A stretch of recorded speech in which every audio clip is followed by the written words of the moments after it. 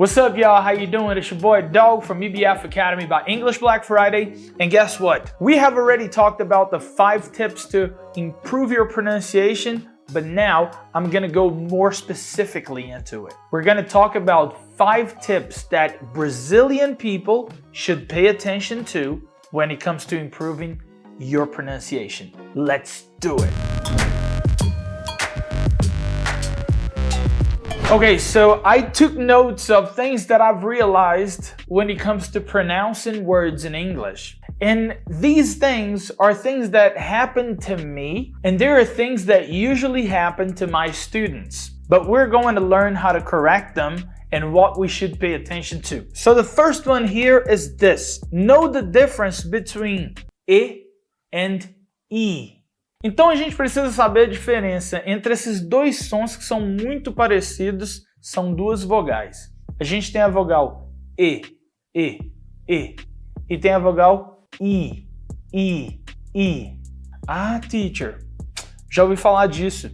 E é isso que faz a diferença daquelas duas palavrinhas, né? Exatamente, essas palavrinhas aí. Se você falar essa aqui, é palavrão. E se você falar a outra, aí tá tranquilo. Vamos começar com esses dois exemplos. A palavra pode ser bitch.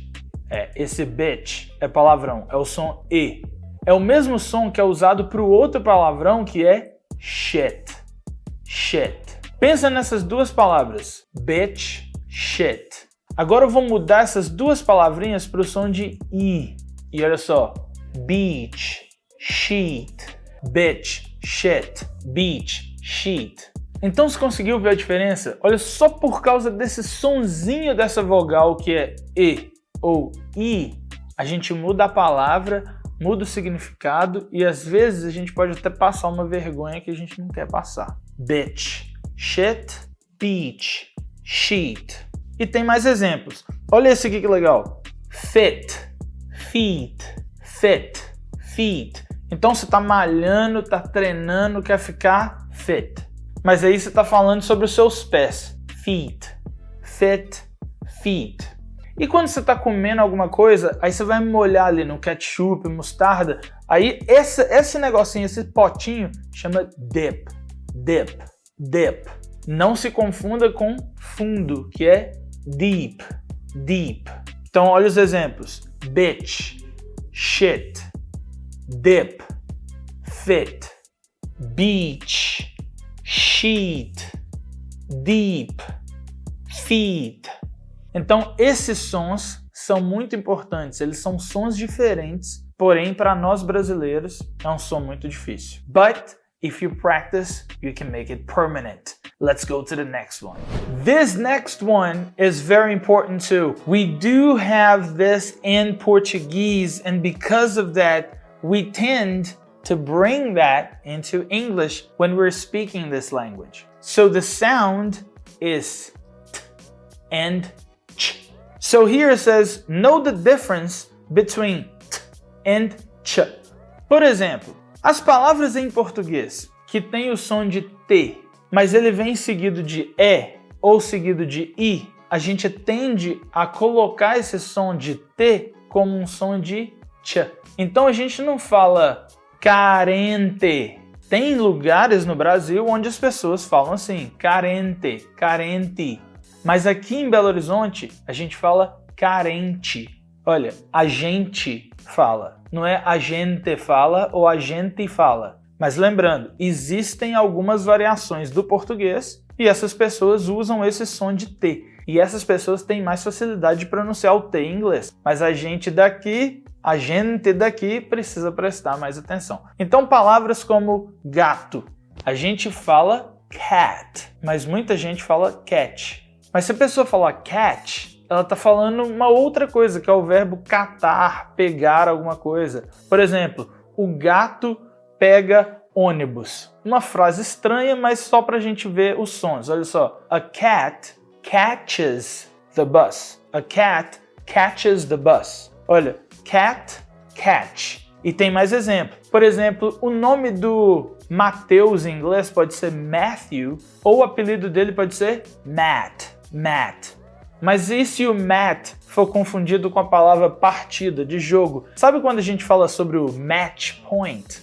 Match é partida, né? Quando a gente está jogando vôlei, fala the match, a partida. Mat, match. Mat, match. E esse exemplo aqui, o exemplo pat e patch. Pat, patch. Pat pode ser um pat on the back e patch pode ser, suponha que você está cortando o cabelo de alguém, aí sem querer você passa a máquina assim e faz um buraco. Esse buraco chama patch. Let's get to the next one. This one is extremely important. And I don't know if you've heard about this before, but if you haven't, esse é um prêmio para você. Porque essas dicas vão mudar muito o jeito de você pronunciar e por isso eu já vou pedir para você deixar seu like aqui, se inscrever no canal se você ainda não é inscrito e já clica aqui, ó, nesse sininho aqui embaixo, que aí você vai receber as notificações. Aí toda vez que eu lançar um vídeo novo, você vai receber, se você, ó, vídeo novo lá no canal English Black Friday, deixa eu ir lá. Essa dica aqui é de ouro. Essa dica, ela é essa aqui, ó. Remove the epenthetic vowel E. Mas aí você deve estar pensando, teacher, peraí, o que é epenthetic vowel? Remover a vogal epentética? O que seria uma vogal epentética? Não sei. Bom, a vogal epentética é uma vogal de apoio, é uma vogal extra, é um som extra que a gente coloca nas palavras quando a gente está falando. E isso acontece porque em português a gente tem isso. Por exemplo, a palavra lawyer, que é advogado. Peraí, advogado? Mas, teacher, não tem o I depois do D. Exatamente. E a gente coloca. Então tem gente que fala advogado, tem gente que fala advogado, mas a palavra na verdade é advogado. Mas a gente não fala assim, a gente coloca essa vogal extra ali. Essa é uma vogal epentética, é uma vogal de apoio, uma vogal extra, ele faz uma ligação mais fácil. E isso a gente tem em outras palavras, como gnomo. A gente não fala gnomo, a gente fala gnomo. A gente coloca um izinho ali, mas esse I não existe ali. Quando a gente está falando do Michael Jackson era o rei do... Exato. Muita gente vai falar rei do pop. Pop. Mas a palavra pop não tem um izinho ali, mas a gente coloca. E a palavra pop é uma palavra em inglês, né, que é um short, uma abreviação para popular. Aí a gente fala pop, pop, pop. Agora você entendeu onde que você precisa remover essa vogal epentética. Então, olha só, eu coloquei algumas palavras aqui que são exemplos comuns do nosso dia a dia, só que as pessoas colocam essa vogal lá. Se você coloca, já começa a prestar atenção nessas palavras para você não colocar. Let's go. First word is this one. Home. Home. Tem gente que ainda fala home. Home. Ah, eu comprei um home theater. Home. Não, é home. Home. Termina no som de M. Bilabial, home. Segundo exemplo, essa palavra também é muito comum para nós brasileiros falar música em inglês, que é music. Music. Mas a gente fala music. Black music. E aí já vem um outro exemplo, que é a palavra black. Black. A gente tende a falar black. Black. Facebook. Facebook. Olha, a gente coloca dois sons de I, duas vogais epentéticas aí, ó. Face fica face e book fica bookie. Facebook, Facebook. Beleza? Último exemplo aqui que eu tenho é a palavra stop, que a gente fala stop, stop. E essa a gente coloca uma vogal epentética no início e no final. A palavra que teria que ser pronunciada stop, a gente fala stop. Então a gente precisa prestar muita atenção para a gente não colocar essas vogais epentéticas aí. Alright, let's get to the next one. This next one here is the difference between m and n. Tá, teacher, mas é muito fácil, eu sei a diferença de m e n. Olha só, eu nunca vou trocar mamá por naná. Eu nunca vou falar nãe quando eu quero falar mãe. E eu nunca vou falar mão quando eu quero falar não. Essa é muito fácil. Por que você está dando essa dica? Tá, isso é muito fácil quando a gente está falando sobre o início das palavras. Mas e o final das palavras? O final das palavras, em português, quando a gente tem a letra M ou a letra N, a gente pronuncia da mesma forma, que é uma vogal nasalizada. A gente não pronuncia o M e o N no final das palavras. Então, vamos pegar um exemplo comum. A palavra ninguém. Olha só, a gente não fala ninguém com o final M, por mais que a palavra termine em M. A gente não fala algum ou também. A gente fala algum, uma vogal nasalizada. A gente fala também, outra vogal nasalizada. E a gente também não fala o verbo tem, ter, né? Ele tem. A gente não fala ele tem, ele tem. Então, no final das palavras, a gente usa vogais nasalizadas em português. E o que a gente faz? A gente tende a levar isso para o inglês. E aí a gente não diferencia esses dois sons. Então, eu deixei alguns exemplos aqui. Vamos ver. Primeiro exemplo é quando você vai falar então. Então, ou em seguida, a gente fala then. Then. Eu estava jogando bola e em seguida fui tomar água. Say, I was playing soccer and then I went to drink some water. Then.